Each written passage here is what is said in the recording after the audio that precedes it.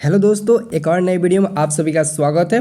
दोस्तों आज हम लोग इस वीडियो में केमिस्ट्री का वीवीआई ऑब्जेक्टिव क्वेश्चन देखने वाले हैं। अगर आप लोगों का एग्जाम इस बार होने वाला है मैट्रिक का, तो आप लोगों के लिए वीडियो काफ़ी महत्वपूर्ण है। एक एक ऑब्जेक्टिव क्वेश्चंस को आप लोग वीडियो को लास्ट तक देखकर याद कर लेना। सभी ऑब्जेक्टिव क्वेश्चन आपके बोर्ड एग्जाम के लिए बहुत ही इंपॉर्टेंट है, ठीक है। तो चलिए हम वीडियो को स्टार्ट करते हैं। पहला आपका प्रश्न है दोस्तों, निम्नलिखित में कौन उपधातु है? निम्नलिखित में कौन उपधातु है?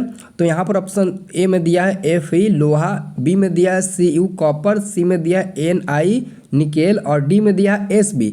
तो आपका सही उत्तर होगा ऑप्शन नंबर डी होगा Sb। Sb एक उपधातु होता है, बाकी लोहा कॉपर निकेल ये उपधातु नहीं है। तो आंसर आप लोग ऑप्शन नंबर डी पर टिक लगेगा Sb एक उपधातु होता है। दूसरा नंबर प्रश्न है, सीसा और टीन की मिश्र धातु को कहते हैं, यानी कि सीसा और टीन के मिश्र धातु को हम लोग क्या कहेंगे? तो सही उत्तर देंगे सोल्डर। देखिए सीसा और टीन के मिश्र धातु को हम लोग सोल्डर के नाम से जानते हैं। आंसर ऑप्शन नंबर ए पर टिक लगाइएगा, ठीक है। अगला प्रश्न है, पीतल है, पीतल क्या है? धातु है, अधातु है, मिश्र धातु है, उपधातु है? तो यहाँ पर हम तीसरा का आंसर देंगे सी नंबर, पीतल एक मिश्र धातु है। क्या होता है? पीतल एक मिश्र धातु होता है, याद रखना सी नंबर होगा सही उत्तर। चलिए अगला आपका क्वेश्चन है 4 नंबर प्रश्न है, निम्नलिखित में कौन अधातु है? निम्नलिखित में कौन अधातु है? 4 नंबर क्वेश्चन है। तो यहाँ पर देखिए ऑप्शन नंबर ए में लोहा Fe और कार्बन दिया है C, एल्युमिनियम दिया है और Au, ठीक है। तो यहाँ पर आप लोग देख सकते हैं क्वेश्चन नंबर 4 का जो उत्तर होगा ऑप्शन नंबर बी होगा, क्योंकि कार्बन एक अधातु होता है। सबको पता है कार्बन एक अधातु है, जिसका संकेत हम लोग C से सूचित करते हैं, ठीक है। कार्बन एक अधातु होता है, याद रखना। आंसर होगा बी नंबर। अगर आप लोग इस बार मैट्रिक एग्जाम देने वाले हैं 2023 में, तो आप लोगों के लिए पीडीएफ अगर आप लोग खरीदना चाहते हो किसी भी सब्जेक्ट का सब्जेक्टिव क्वेश्चन का वीवीआई पीडीएफ, और उसी पीडीएफ में से आपके बोर्ड एग्जाम में क्वेश्चन सभी पूछे जाएंगे, तो आप लोग इस नंबर पर संपर्क करके ऑनलाइन पेमेंट करके खरीद सकते हैं। मोबाइल नंबर है 9693779407। इसी नंबर पर आप कनेक्ट करके सभी विषय का पीडीएफ खरीद सकते हैं। अगर सभी विषय का पीडीएफ खरीदना है तो मैं आपको बहुत ही ज़्यादा डिस्काउंट करके दे दूंगा, ठीक है। तो ले लीजिएगा, यहाँ से आप ऑनलाइन पेमेंट करके फ़ोनपे, गूगल पे, पेटीएम के द्वारा, ठीक है। तो चलिए हम लोग अगला प्रश्न अपना देखते हैं।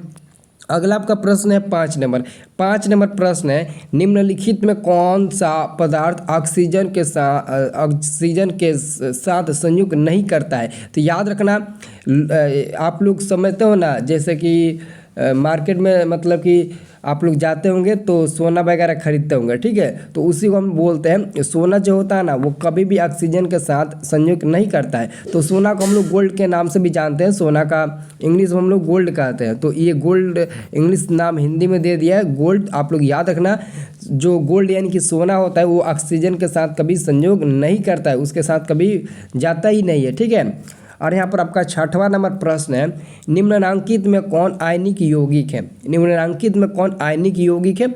ऑप्शन नंबर ए में दिया CH4, जिसको हम लोग मीथेन के नाम से जानते हैं, ठीक है। और बी में कार्बन डाइऑक्साइड दिया, और ऑप्शन नंबर सी में कैल्शियम क्लोराइड दिया, और NH3 क्या दिया? NH3 दिया, इसका नाम है अमोनिया, ठीक है।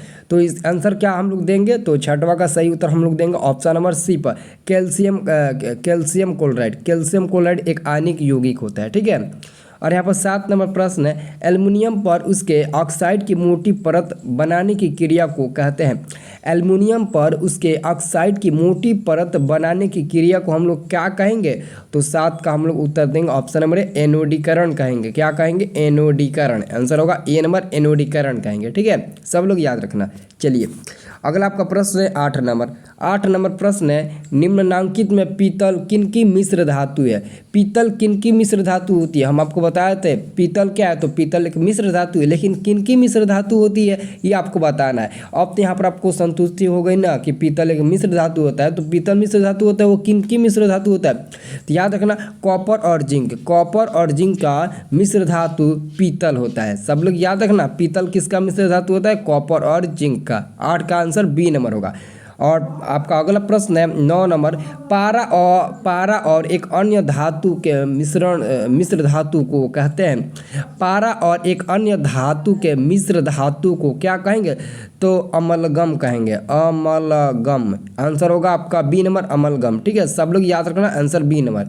चलिए अगला क्वेश्चन है, शुद्ध सोना कितने कैरेट का होता है? 10 नंबर प्रश्न है कि शुद्ध सोना कितने कैरेट का होता है? सब लोग याद रखना, शुद्ध सोना 24 कैरेट का होता है और आभूषण बनाने वाला सोना 22 कैरेट का होता है। आभूषण बनाने वाला सोना 22 कैरेट का होता है, जबकि शुद्ध सोना 24 कैरेट का होता है। तो आंसर आप लोग ऑप्शन नंबर ए पर टिक लगाइएगा। ठीक है, अगला प्रश्न है, लोहे की परमाणु संख्या है। लोहे की परमाणु संख्या क्या है? देखिए 11 नंबर क्वेश्चन है कि लोहे की परमाणु संख्या क्या है। तो देखिए लोहा को हम लोग Fe से सूचित करते हैं, इसका संकेत है, और लोहा को हिंदी में लोहा तो लिखा ही गया है। लोहे की परमाणु संख्या क्या है? तो इसका संकेत Fe है। तो लोहे की परमाणु संख्या जो होती है वो 26 होती है, यानी कि 26 होती है। तो आप लोग 11 का आंसर 26 याद रखना, लोहे की परमाणु संख्या 26 होती है। ठीक है, और अगला प्रश्न है 12 नंबर। 12 नंबर प्रश्न है, ओजोन के एक अणु में ऑक्सीजन के परमाणुओं की संख्या होती है। देखिए ओजोन के एक अणु में ऑक्सीजन के परमाणुओं की संख्या 3 होती है। कितना होती है? तो 3 होती है। तो 12 का हम लोग आंसर क्या देंगे? 12 का आंसर देंगे सी नंबर, 3 होते हैं। याद रखना, ओजोन के एक अणु में ऑक्सीजन के 3 होते हैं परमाणु संख्या। याद रखना, काफ़ी महत्वपूर्ण क्वेश्चन है। ठीक है, अगला क्वेश्चन है 13 नंबर, N2 अणु में सहसंयोजक बंधनों की संख्या है।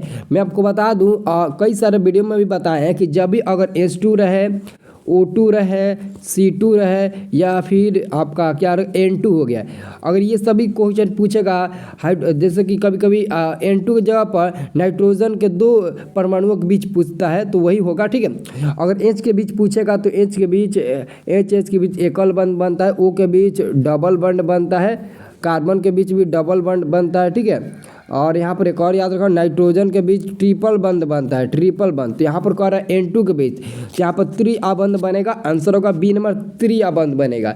कितना बंध बनेगा? त्रिआबंध बनेगा। याद रखना, नाइट्रोजन पूछ दे, कार्बन पूछ दे, या फिर हाइड्रोजन पूछ दे, इन तीनों में से एक फिक्स है कि पूछेगा। एक का ही, कभी कभी 2 भी, 3 भी पूछ देता है। ठीक है, याद रखना। अगला क्वेश्चन आ ही गया, मैं वही क्वेश्चन बता ही रहा था कि ऑक्सीजन गैस के एक अणु में, यानी कि O2, ऑक्सीजन गैस के एक अणु में 2 परमाणुओं के बीच कितने अबंध पाए जाते हैं। जो क्वेश्चन मैं बोल रहा था वही क्वेश्चन यहाँ पर आ भी गया। तो आप लोग 14 का आंसर ऑप्शन नंबर बी पर टिक लगाएंगे ना, क्योंकि ऑक्सीजन के बीच डबल बंध पाया जाता है। ठीक है, चलिए अगला प्रश्न है 15 नंबर। 15 नंबर प्रश्न है आपका, निम्नलिखित में किस धातु का उपयोग खाना पकाने के बर्तन को बनाने के लिए होता है? निम्नलिखित में किस धातु का उपयोग खाना पकाने के बर्तन को बनाने के लिए होता है? तो याद रखना, 15 का सही उत्तर हम लोग देंगे ऑप्शन नंबर डी को, एल्युमिनियम का। ठीक है, निम्नलिखित में किस धातु का उपयोग खाना पकाने के बर्तन को बनाने के लिए होता है? तो एल्युमिनियम का। ठीक है, अगर अभी तक हमारे व्हाट्सएप ग्रुप में ज्वाइन नहीं हुए हैं, यानी कि व्हाट्सएप ग्रुप ज्वाइन नहीं किए हैं, तो वीडियो के डिस्क्रिप्शन में आपको हमारे व्हाट्सएप ग्रुप का आपको लिंक मिल जाएगा। आप लोग हमारे व्हाट्सएप ग्रुप में ज्वाइन जरूर हो जाइएगा, क्योंकि हर स्टूडेंट के लिए एक एजुकेशन वाला व्हाट्सएप ग्रुप होना चाहिए, जहां से हम PDF वगैरह की सहायता ले सकें। बोर्ड एग्जाम में कैसे लिखेंगे कॉपी और क्या करना है, कैसे पढ़ाई करना है, सब कुछ वहां पर आपको जानकारी दी जाती है। तो आप लोग हमारे जो व्हाट्सएप ग्रुप है उसमें आप लोग ज्वाइन हो जाइएगा। ठीक है, चलिए अगला आपका प्रश्न है, अगला प्रश्न है आपका 16 नंबर। 16 नंबर प्रश्न है आपका, निम्नलिखित को किस धातु को केरोसिन में डुबो कर रखते हैं? यानी कि निम्नलिखित में किस धातु को हम लोग केरोसिन के तेल में डुबो कर रखते हैं? याद रखना, एक होता है सोडियम। सोडियम, ये क्वेश्चन 2 नंबर के लिए भी आपके बोर्ड एग्जाम में पूछता है कि सोडियम को हम लोग केरोसिन के तेल में डुबो कर क्यों रखते हैं? 2 नंबर में बताइए, 2 नंबर का पूछा जाता है। तो याद रखना, सोडियम को हम लोग केरोसिन के तेल में डुबो कर रखते हैं। क्यों रखते हैं, इसका कमेंट बॉक्स में आपको जवाब देना है। 17 नंबर प्रश्न है, कमरे के ताप पर द्रव अवस्था में रहने वाली धातु है। कमरे के ताप पर द्रव अवस्था में रहने वाली धातु कौन सी है? तो 17 का हम लोग सही आंसर क्या देंगे? देखिए पारा, कमरे के ताप पर द्रव अवस्था में रहने वाली धातु पारा है, लेकिन कई लोग इसका आंसर सोच रहेंगे कि सर इसका आंसर ब्रोमीन क्यों नहीं बता रहे हैं। तो याद रखना, अगर धातु का है तो पारा होगा, अधातु का है तो ब्रोमीन होगा, जिसको हम लोग Br से सूचित करते हैं। ब्रोमीन एक अधातु होता है और कमरे के ताप पर द्रव अवस्था में रहने वाली अधातु ब्रोमीन होती है, लेकिन कमरे के ताप पर द्रव अवस्था में रहने वाली धातु पारा होती है। आंसर होगा आपका ए नंबर। चलिए अगला क्वेश्चन है 18 नंबर। 18 नंबर आपका प्रश्न है, निम्नलिखित में किस धातु को चाकू से सरलता से काटा जा सकता है, यानी कि निम्नलिखित में किस धातु को हम लोग चाकू से आसानी से काट सकते हैं। कौन सा धातु जिसे हम लोग चाकू से आसानी से काट सकते हैं। तो एक और बात याद रखना, जैसे सोडियम हो गया, लिथियम हो गया, पोटेशियम हो गया, इन सभी को हम लोग आसानी से चाकू से काट सकते हैं क्योंकि ये काफ़ी मुलायम होते हैं। तो सोडियम पर आप लोग टिक लगा देना, पोटेशियम देखे पोटेशियम पर भी टिक लगा देना, लिथियम देखे लिथियम पर भी टिक लगा देना। एक्चुअली में कोई एक ही रहेगा, ठीक है। 19 नंबर आपका प्रश्न है, निम्नलिखित में कौन आयनिक यौगिक नहीं है। निम्नलिखित में कौन आयनिक यौगिक नहीं है। तो याद रखना, HCN ये आयनिक यौगिक है, कैल्शियम क्लोराइड ये भी आयनिक यौगिक है जो अभी हम आपको बताया था, और KCl ये भी आयनिक यौगिक है, लेकिन कार्बन डाइऑक्साइड यह आयनिक यौगिक नहीं होता है, ये यौगिक होता ही नहीं है। आंसर याद रखना डी नंबर आपका सही उत्तर होगा, ठीक है। और यहाँ पर अंतिम आपका प्रश्न है, अंतिम प्रश्न है, कोई धातु ऑक्सीजन के साथ अभिक्रिया कर उच्च गलनांक वाला ऑक्साइड बनाती है, यह ऑक्साइड जल में विलय है, तो यह निम्नलिखित में कौन सा तत्व है। मतलब कि वो निम्नलिखित में कौन सा तत्व होगा। तो 20 का आपका आंसर होगा ऑप्शन नंबर 1 कैल्शियम होगा, जिसको हम लोग Ca से सूचित करते हैं, ठीक है, याद रखना, ठीक है। तो अगर आप लोगों को ये वीडियो पसंद आई तो वीडियो को लाइक करना, दोस्तों के पास शेयर भी कर देना, ठीक है। अगर किसी को भी PDF की ज़रूरत होगी, मतलब कि बोर्ड एग्जाम में जैसे कि अच्छे से हम लिख पाए और उसी PDF के जरिए हम अच्छे से अच्छे नंबर ला सके, तो हमारा मोबाइल नंबर है 9693779407। इस नंबर पर कनेक्ट करके मतलब कि फ़ोन करके बात करके आप PDF खरीद सकते हैं, किसी भी विषय का, सब्जेक्टिव हो या फिर ऑब्जेक्टिव हो, मैं आपको दे दूंगा। और उसी PDF में आपका सारा ऑब्जेक्टिव क्वेश्चन भी रहेगा, जिससे आप बोर्ड एग्जाम में अच्छे नंबर ला सकते हैं, पूरा 100% लड़ेगा, ठीक है। तो जिसको भी लेना हो ले सकता है, ठीक है। और इस चैनल को सब्सक्राइब नहीं किए तो चैनल को सब्सक्राइब भी कर लीजिए, ठीक है।